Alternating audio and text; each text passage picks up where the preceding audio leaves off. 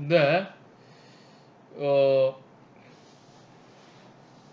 지난 시간 296페이지에 그 217행까지 이제 이어서 계속 했다. 네스토로가 이래갖고 이제 얘기를 하니까 그 듣고 있던 사람들이 이제 한마디씩 하는 얘기가 나와요. 디오메데스가 이제 먼저 얘기를 하고 있어요. 네스토로요, 나의 용기와 씩씩한 기상이 가까이 적진, 즉 트로이아인들의 진영으로 들어가라고 나를 재촉하고 있습니다. 이 얘기는. 그런데 누구 한 사람만 더 나와 동행한다면 마음도 든든하고 더 대담해질 수 있을 것이요. 두 사람이 함께 가면 한 사람이 다른 사람보다 먼저 무엇이 유익한지 알 수 있지만 혼자서는 무엇을 안다 해도 그의 지각은 느리고 그의 계략 또한 허술한 법이지요. 하면서 뭐 이렇게 얘기를 하고 있다 이 말이에요. 이렇게 말을 하니까 많은 사람들이 디오메데스와 함께 가기를 자원을 했다 하는 거죠. 그래갖고 뭐 여기저기 이런 사람 나오거든요. 그러니까 이제 아가멤논이 이제 좋아해가지고 말을 한마디 해주죠. 234행을 보게 되면 디오메데스요, 내 마음의 기쁨이요, 여러 사람이 가기를 열망하니 여기 나온 사람들 중에서 원하는 사람 데리고 가시오 이렇게 얘기했다는 거죠. 그러니까 이제 240행에 보면 요런 대목이에요. 그가 이렇게 말한 까닭은 금발의 메넬라오스가 크게 염려되었기 때문이다. 왜? 메넬라오스 정탐하러 갔다가 자기 동생인데 뭐 혹시라도 해를 당하면 안 되니까 그게 이제 걱정했다는 거예요. 그들 사이에서 목청 좋은 디오메데스가 말을 했습니다. 그대들이 진실로 나더러 손수 직접 전우를 고로히 하시면 내가 어찌 신과 같은 오디세우스를 잊을 수 있겠어요. 오디세우스를 뽑겠다 이 말이야. 나는 오디세우스를 믿는다 이런 얘기예요. 그의 용기와 씩씩한 기상은 어떠한 노고에 임해서도 지극히 열성적이며 무엇보다 팔라스 아테나가 그를 사랑하시오. 그러니까 이 사람은 신이 좋아하는 사람이기 때문에 신이 도와줄 거다. 그런 얘기예요. 그걸 다 고려를 하는 겁니다. 그런데 그가 나와 동행한다면 우리 두 사람은 타오르는 불길 속에서도, 이게 뭐 위험한 걸 말하잖아요. 타오르는 불길 속에서도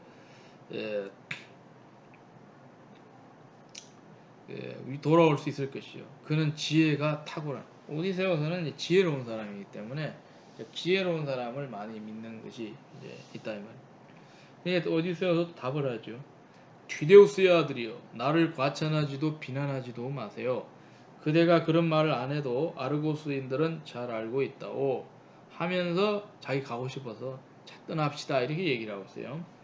밤은 서둘러 지나가고 있고, 이제 밤이 서둘러 지나간다는 게 약간 의인화됐죠. 밤이 서두르고 있다는 거예요. 마치 사람처럼. personification, 의인화라 그래요. 의인화. 이거 잘 알아야 된다. 사람이 아닌 걸 사람으로 만드는 게 같다. 의인화라 그래요. 의인화.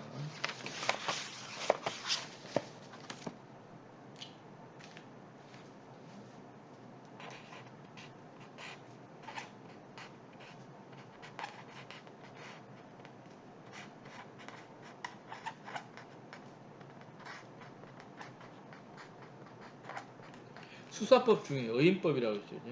의인법 많이 쓰죠. 이서부화가 의인법을 많이 쓰죠. 자, personification, 의인화라고 하는데, personification. 사람이 아닌 걸 사람처럼 이렇게 얘기를 하고, personification. personification이다.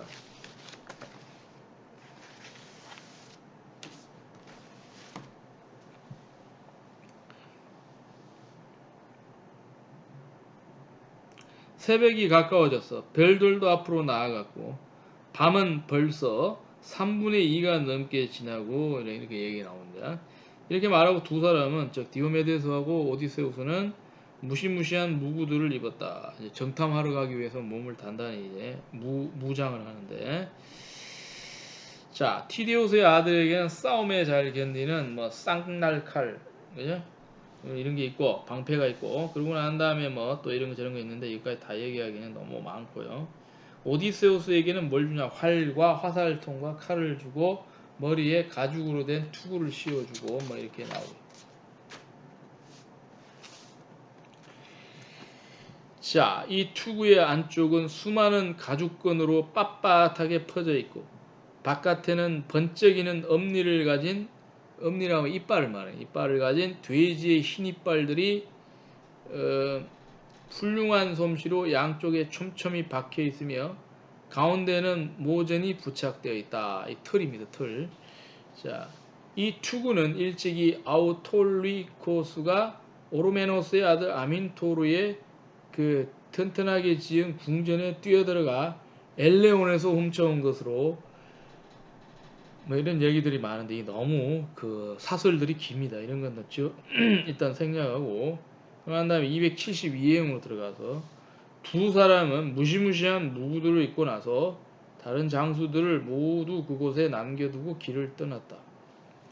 그러자 그들을 위하여 팔라스 아테네가 길 바로 옆 오른쪽에 외가리 한 마리를 보내주었다. 외가리 한 마리라고 하는 새를 말하는데요.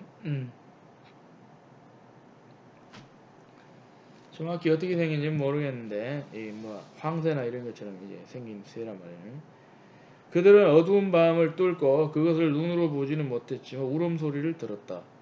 그래서 오디세우스가 새의 전조를 새가 미리 암시하는 징후를 말한 전조라고 여러 번 얘기했죠. 아테나에게 기도했다. 자, 전조 미리 보여주는 시그널이다. 미리 보여주는 전조 시그널. At my signal 하게 되면 내가 신호를 보내면 at my signal.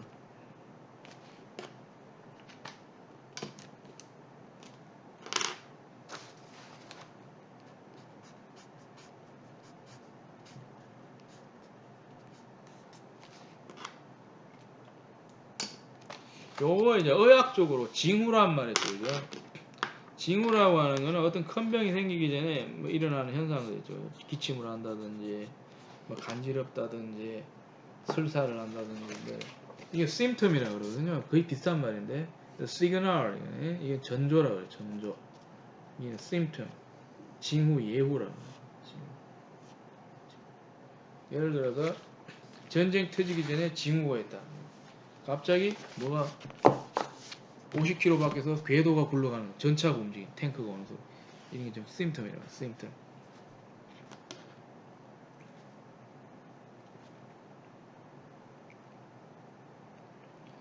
그래서 이제 오디세우스가 아테나는 아테네를 지켜준 여신인데요. 여신에게 이제 기도를 하고 있습니다. 내 기도를 들어주소서. 아이기스를 가진 제우스의 따님이여.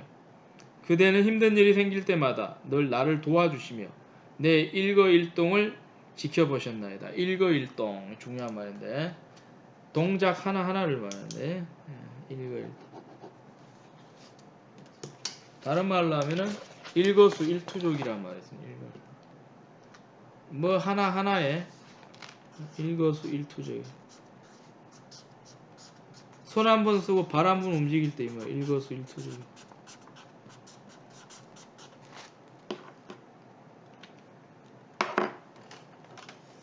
일거수일투족이다. 다시 보면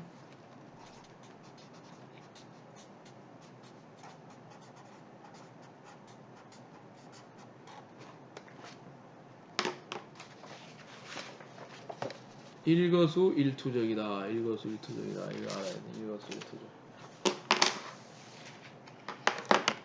그러니 지금도 남다른 친절을 베풀어 주소서. 아테나여, 그리하여 우리가 트로이아인들에게 슬픔을 안겨줄 큰일을 행한 뒤 명성을 얻어가지고 함선들로 돌아오게 해 주소서. 이 얘기를 했다 이 말이에요. 자, 이거는 오디세우스의 기도고 이어지는 거는 디오메데스의 기도입니다. 역시 이 아테나한테 도와달라는 기도를 안 할 수가 없잖아요. 그죠? 전쟁은 신들의 노름이다라고 애들이 믿고 있기 때문에 이렇게 할 수밖에 없다.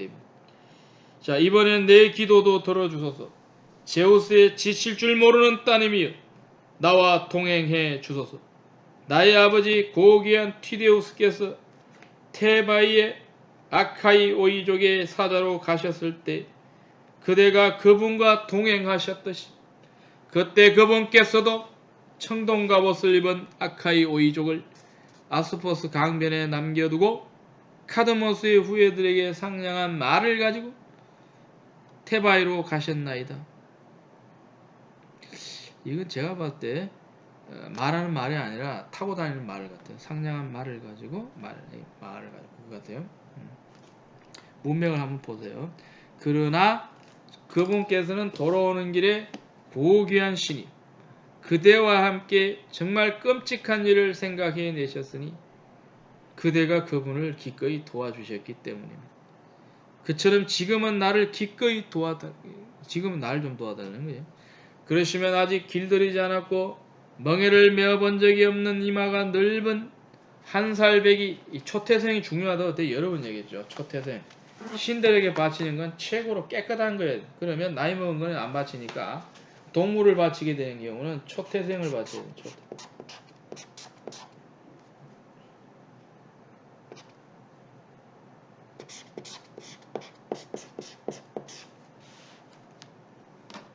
초태생을 바쳐요. 초태생. 처음 태어난 거. 1년차를 바쳐.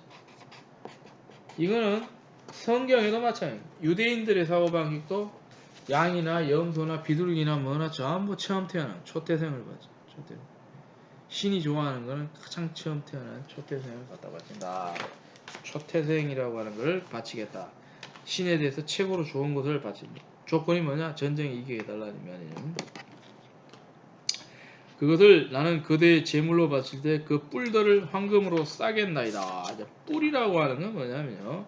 이 고대에서는 뿔이 중요한데 뿔이 상징하는 거는 승리를 말해요. 뿔. 동물 중에 뿔이 있는 게 많지가 않거든요. 제가 봤을 때 코뿔소가 뿔이 있는데 이게 코에 뚝 튀어나오고.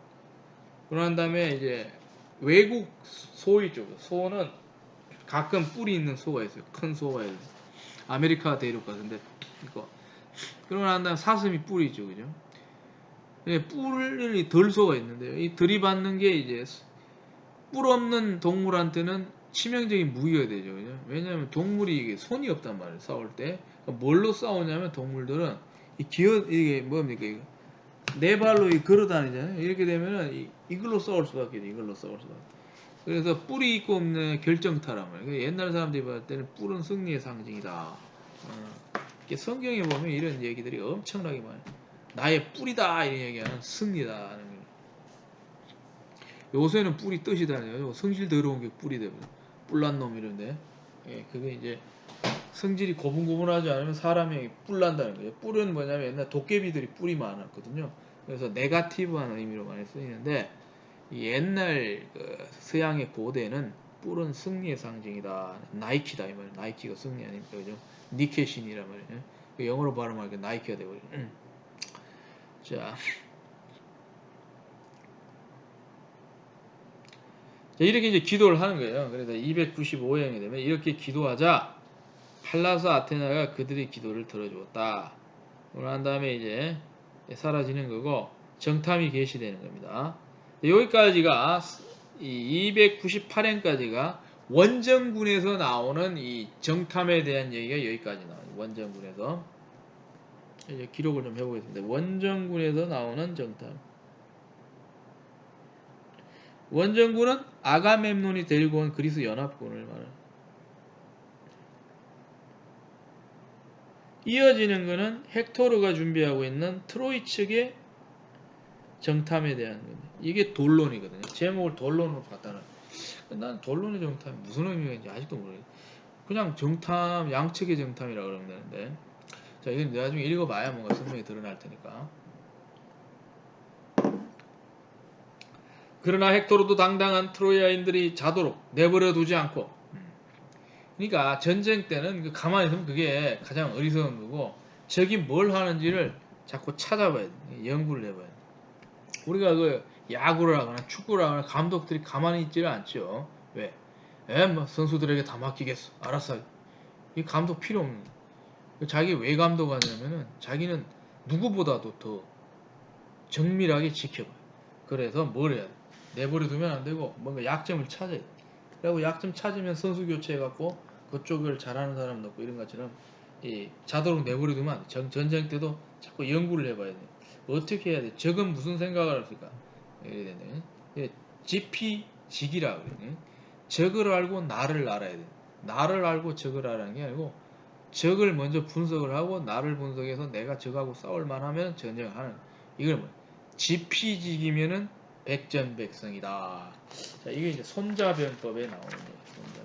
그래서 여러분들 기회가 있으면 지혜 보고가 많은데 일리아드 오디세이도 지혜의 원천이지만 동양 사상에서 좀 재미도 있으면서 딱딱하지 않으면서 살아가는데 도움이 많이 되는 게 뭐냐? 손자병법이다. 손자병.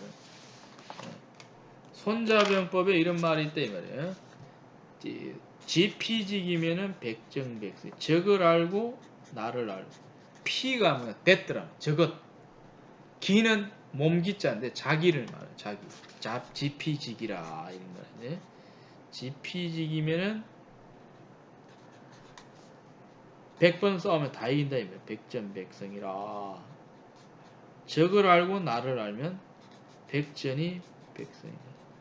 이 백문이 불여일견하고 달라요. 백문이 불여일견. 100번 물어도 한 번 보는 것만 못하다 이게 아니고 손자병법에 나오는 이 말에 지피지기면은 백전백승이다 이러면 요즘 뭐 유튜브에 1987년도부터 93년도까지 6년간 KBS에서 직장인들의 삶을 다룬 TV 손자병법이 지금 재방송되고 있는데 자 이거 보세요.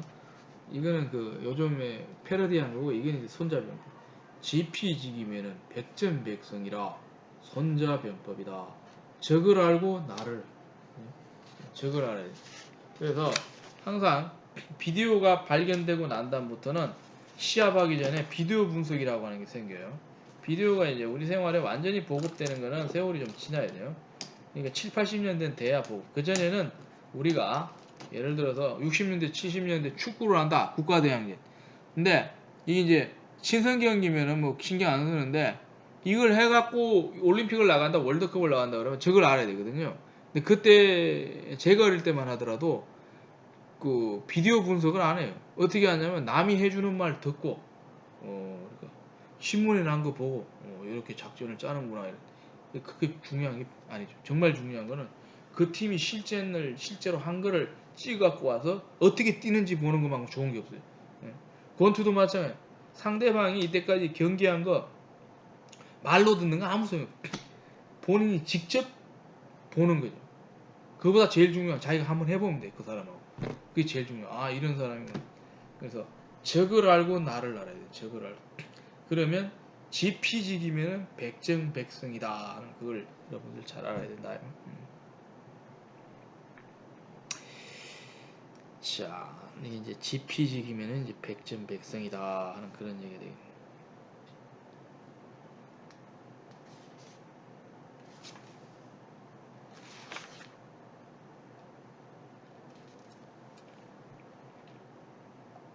자, 자도록 내버려 두지 않고 트로야인들이 지휘자들이자 보호자들인 장수들 한 명도 빠짐없이 모두 불러 모았다.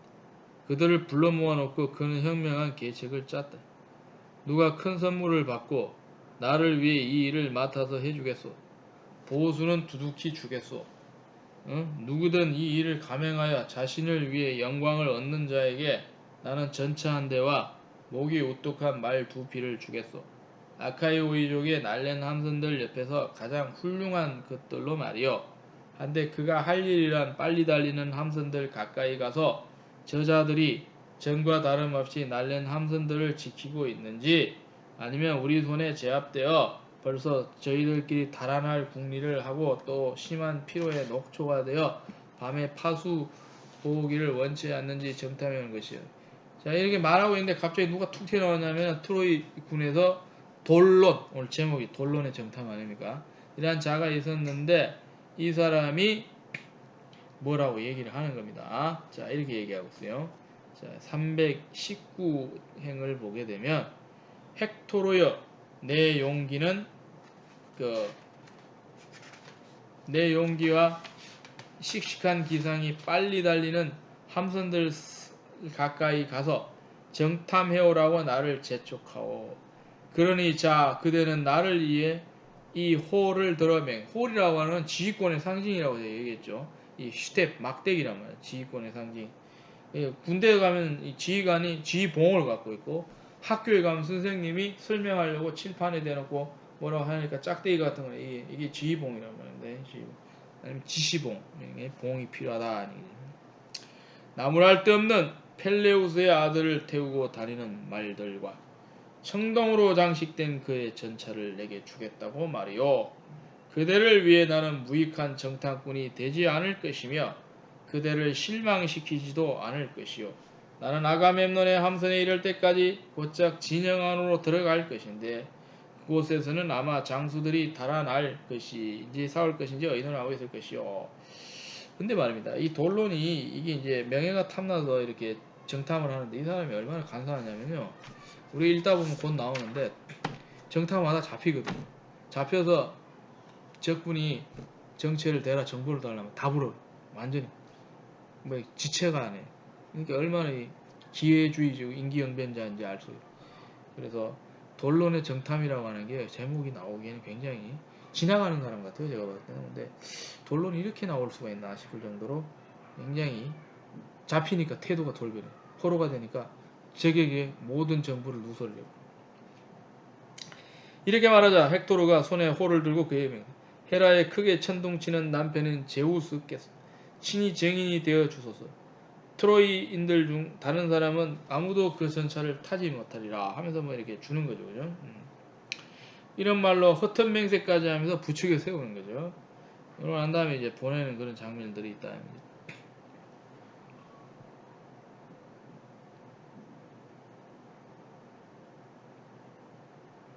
그래서 이제 이 사람은 이제 정탐하러 떠나고 그러고 난 다음에 336을 보면 나오거든요. 그러나 그는 함선들에서 되돌아가 헥토르에게 소식을 전하지 못할 운명이었대. 이미 복선을 깔고 있습니다. 뭐냐면은 정탐을 갔는데 이 정탐 끝내고 보고를 할 수 있는 그런 운명이 아니에요. 그럼 도중에 잡힌다는 걸 이미 암시를 하고 있다는 거죠. 그는 이제 사람들과 말들의 무리 곁을 떠나 서둘러 길을 걸었다. 그러자 그가 다가오는 것을 알아차리고 제우스의 후손인 오디세우스가 디오메데스에게 말했다. 저것 보시오. 누가 진영을 나서 이리로 오고 있어. 근데 오다가 그냥 걸려버려요. 소리가 나서 그런지.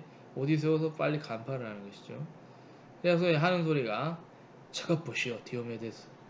누가 진영을 나서 이리로 적진에서부터 우리 쪽으로 누가 오고 있습니다. 그는 아마 정탐하기 위해 우리 함선들을 향해 가거나 아니면 쓰러져 죽은 어떤 시신의 무구를 벗기려나 보오. 자, 그를 들판 쪽으로 더 나가게 우선 내버려 둡시다. 일단은 지금 잡지 말고 한번 지켜보자고 뭐 하고 있느냐 이래.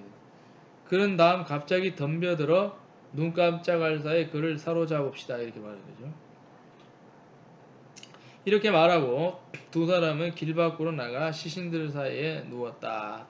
그러니까 안 들키려고 시체처럼 가장하고 딱 누워있으니까 밤이니까 그죠. 그냥 막 지나가 버리는 거죠. 그래서 전쟁 갈 때 좀 조심해야 되는 게 가짜로 죽는 게 많거든요. 그래서 우리가 확인사살이라고 하는 말이 있는데 혹시라도 덜 죽은 놈이 등 돌리고 갈 때 일어나서 쏠 수가 있으니까 영화 보면 자주 나오는데 확인사살이다. 확인사살 딱 해갖고는 드르르 갈겨버리죠. 그러면 거의 100%거든요. 그래도 운 좋으면 살아남아요.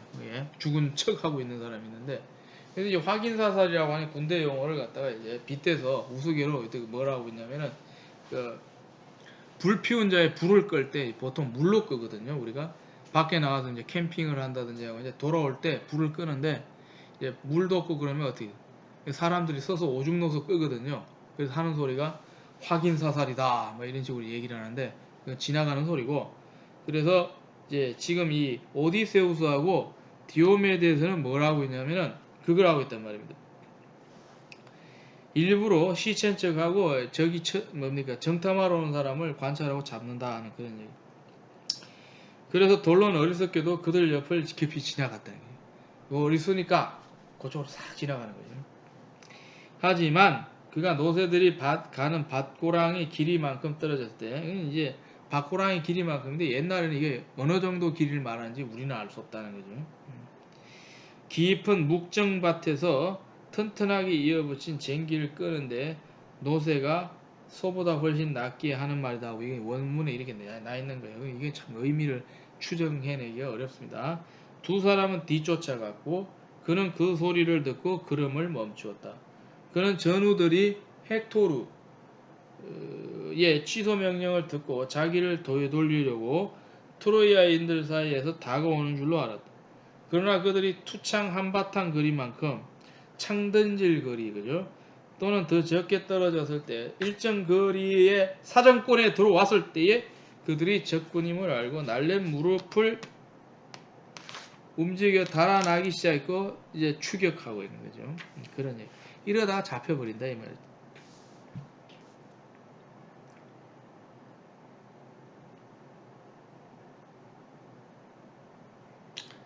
그래서 이어지는 걸 다 읽기에는 너무 뻔한 얘기고, 그래서 이제 370행 이후를 보면은 뭐 이렇게 너는 내 손에서 드는 갑작스러운 파멸을 면치 못하리라고 잡히는 거예요. 이렇게 말하고 그런 창을 던졌지만 일부러 맞히지는 않고, 그래갖고는 이제 맞히면 죽어버리니까 정보를 못 빼잖아요. 그래서 살려서 생포하는 이유가 전부 정보를 말. 이 정보를 캐내기 위해서 나온 기술이 바로 고문 기술입니다. 고문 알죠, 그죠? 사람 잡아서 괴롭히는 거죠. 여러 가지 있죠. 패는 것도 있고, 전기 고문도 있고, 물 고문도 있고, 잠 안 재우는 것도 있고, 뭐 별의별 거 다 있습니다. 그래 고문을 하는 게 정보를 캐내기 위한.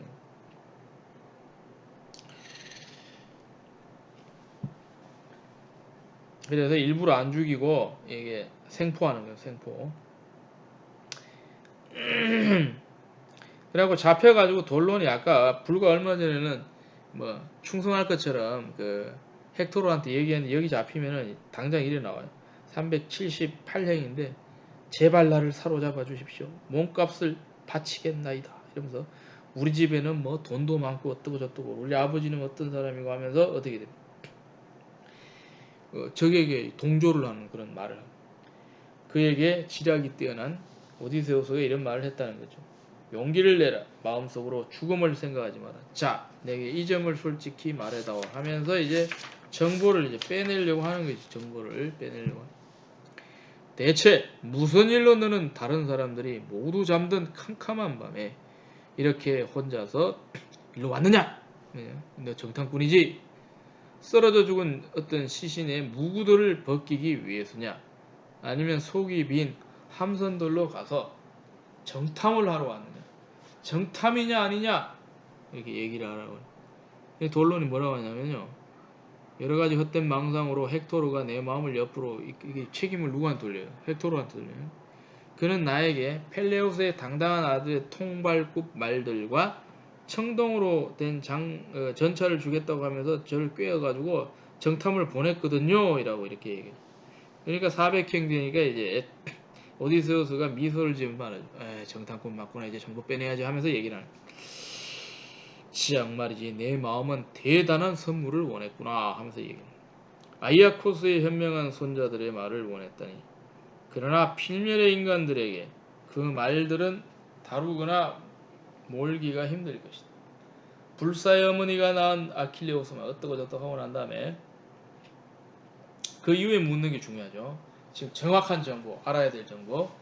자, 헥토르는 어디서 헤어졌느냐? 헥토르 위치. 전쟁 무구들은 어디 있고 그의 말들은 어디 있느냐? 그러고 난 다음에 그 트로이 군인들의 경계 병력들, 파수, 그 잠자리는 어디 있느냐? 이거 다 알아야 되죠. 이 다 물어보거든요. 또한 그들은 저희들끼리 어떻게 하기로 결정했느냐? 자, 도시에서 멀리 나와 여기 함선들 옆에 머물기를 원하느냐? 아니면 막바로 돌아갈 거냐 해갖고 이제 꼬치꼬치 다 물어봅니다. 돌론이 답을 하죠. 이렇게 답을 합니다. 자, 헥토르는 모든 참모들과 더불어 전쟁의 소음에서 벗어나 어떻게 되면 회의를 열고 있고요. 그러고 난 다음에 선발된 파수병들이 경계병들이 진영을 감시하지는 않습니다. 중요한 거 전부 줬죠. 감시가 소홀합니다. 자, 트로이인들은 화토포를 피워놓고 있는 곳에서는 어쩔 수 없이 눈을 뜨고 있는데 또 파수를 서로 보도록 경계, 여기서는 경계가 제일 잘 이루어지고 있고요. 이런 말이고. 그러나 여러 지역에서 불러온 동맹국들은 파수 보는 일을 트로이인들에게 맡기고 잠들었습니다. 그래서 원래 트로이가 아니고 트로이 전쟁에 참전한 다른 사람들은 지금 경계를 하지 않고 자고 있습니다. 아주 적나라한 정보를 다 얘기를 합니다. 자, 그러니까 오디세우스가 이런 말을 대답합니다. 지금 상황은 어떠한가?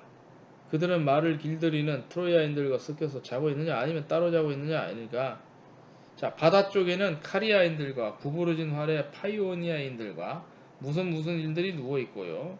그러고 난 다음에 또 어디는 뭐가 있고요.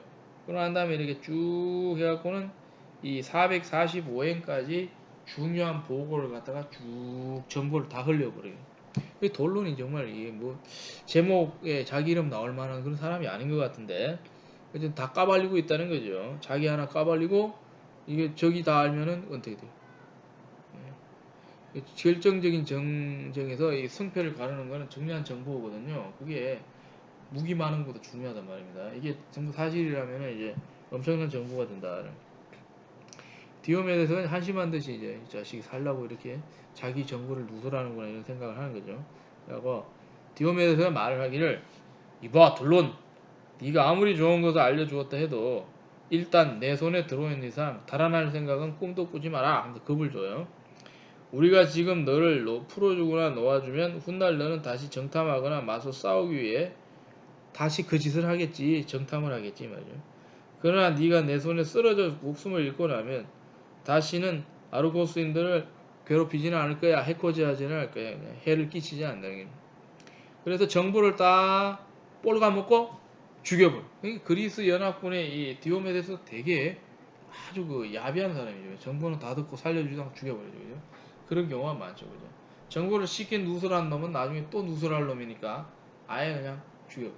제대로 된 놈은 목숨 걸고 정보를 누설하지 않을 것이다 라고 하는 이건 논리적인 생각이죠. 당연히.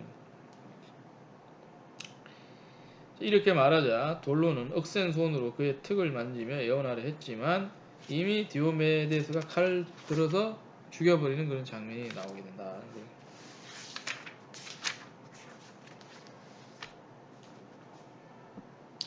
그러고는 죽여버리고는 오디세우스는 이제 이렇게 기도를 합니다. 아테네를 향해서, 아테나 여신을 향해서 여신이여 이 물건들을 받고 기뻐해 주소서.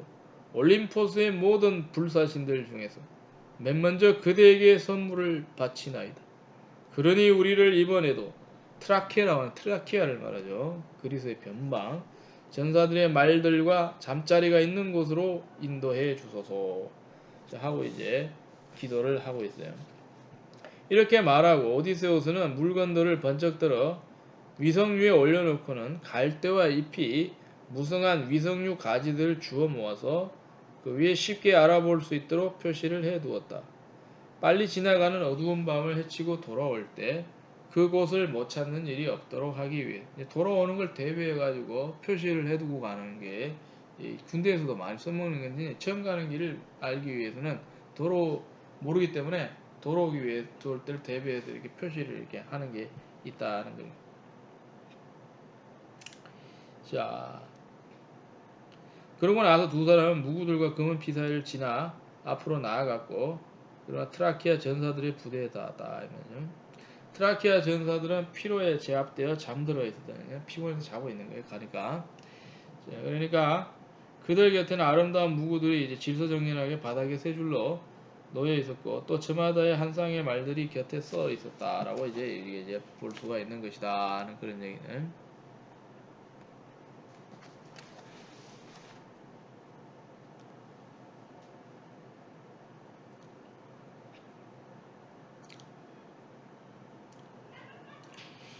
자, 뭐 그러고 난 다음에 이제 이걸 보면서 오디세우스가 디오메데스에게 하는 얘기가 있습니다. 디오메데스여, 저것이 그자이고 저놈들이 우리 속에 죽은 돌론이 말은 바로 그 말이요. 하면서 이제 얘기를 하는 거죠. 자, 그대의 강력한 힘을 보여주시오. 그대가 무구를 갖춘 채 우두커니 서 있는 거 올리지 않냐. 말들을 푸시오. 아니면 그대가 전사들을 죽이시오. 말들은 내가 보살필 테니 하고 난 다음에 이제 덮치자 이걸 뭐래 기습이래. 어택, 서든 어택, 그죠? 여러분 많이 들어봤죠? 서든 어택이라고 기습이다. 기습.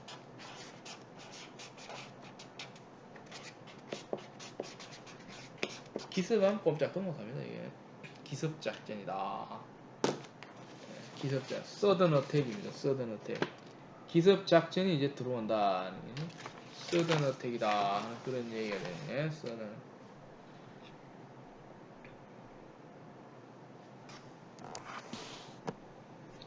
갑자기 이제 들어오는 게 공격을 해버리니까.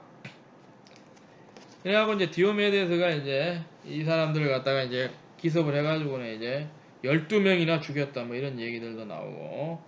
근데 이제 약간 기습한 내용들이 307페이지에는 좀 나오게 되는 것이죠. 자, 그러고 난 다음에 뒤 이어지는 얘기들은 여러분들이 읽어보시고 이렇게 해가지고 본론의 정탐이라고 하는 게 다름이 아니라 양측이 서로 정탐을 하려고 했는데 제목은 트로이에서 온 정탐꾼 이름이 붙여져 가지고 이제 본론에 이제 정탐이 됐다라고 하는 그런 얘기가 되겠습니다. 자, 이 10권은 여기까지 하겠고요. 나머지 여러분 보시면 되고 이제 6월 19일분 수업이 하나 더 남아 있습니다. 이게 마지막 종강 방송 수업인데 11권 갖고 할 테니까 11권을 보시면 되겠고 자, 그게 하나 남았다는 걸 아시고 자, 다음에 11권으로 다시 방송에서 만나겠습니다. 감사합니다.